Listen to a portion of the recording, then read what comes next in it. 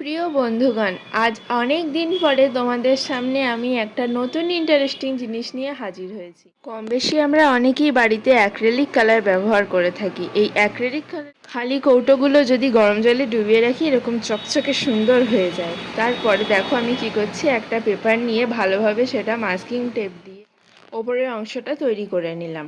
এবং এরপরে দেখো আমি মোল্ডেড ক্লে নিয়ে নিয়েছি, আর তার মধ্যে ক্লে এবং হার্ডনার দুটোই থাকে, একসঙ্গে মিক্স করে নিয়ে আমি ক্লেটা রেডি করে নিয়েছি। আর আস্তে আস্তে এবার পুরো বোতলের গাটায় লাগিয়ে নেব।